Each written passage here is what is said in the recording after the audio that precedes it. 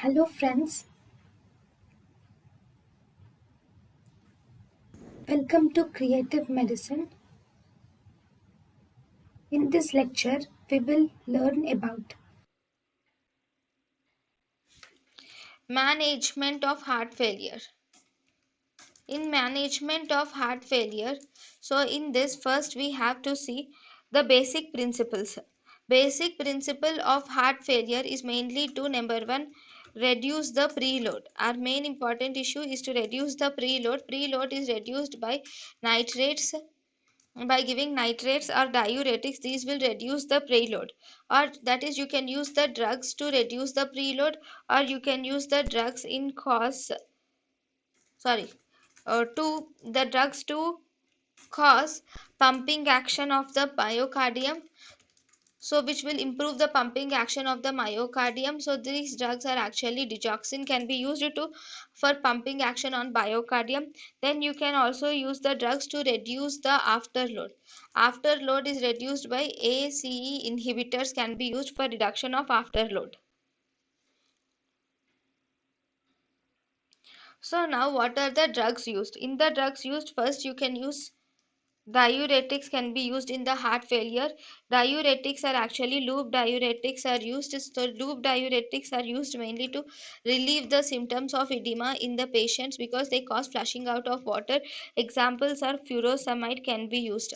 So side effects of diuretics are, so whenever the patient we use diuretics, the patient can have hypokalemia.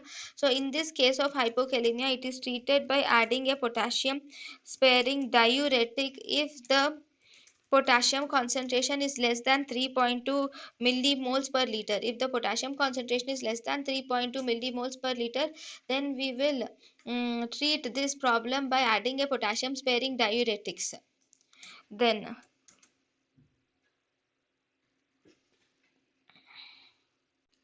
if the patient has refractory edema even after giving the furosemide, then we can add a thiazide diuretic is added in this case. Especially we can add thiazide diuretic like metalazone can be added. Then then the next group of drugs are you can use ACE inhibitors. ACE inhibitors are given in all the patients with left ventricular systolic dysfunction. If the patient has left ventricular systolic dysfunction, then we can use these ACE inhibitors. These will improve the symptoms in the patients and thus they will improve the symptoms in the patients and thus they prolong the life of the patient. Then the next group of drugs are we can use digoxin.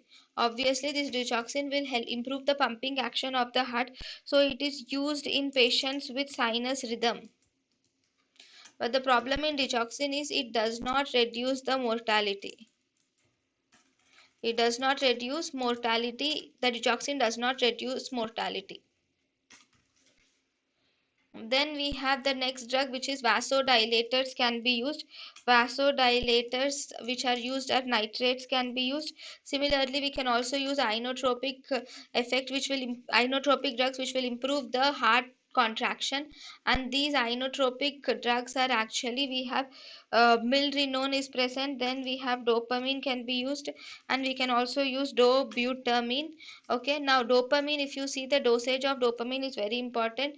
The dopamine can be used if it is used in the dosage of 1 to 2 micrograms per kg per minute. In such cases, it acts on dopaminergic receptor, and this dopaminergic receptor, what does this do? This will increase. It is present on the kidney, so it increases the renal blood flow.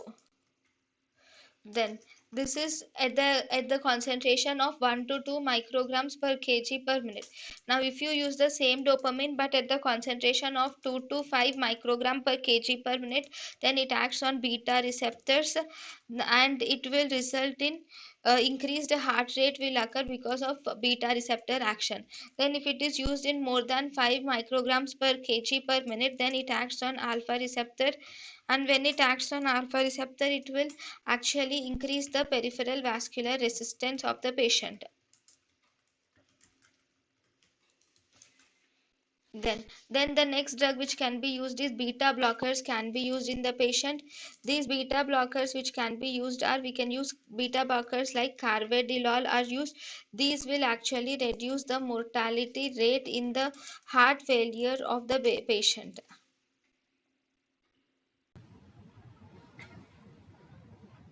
Thank you and thank you for watching.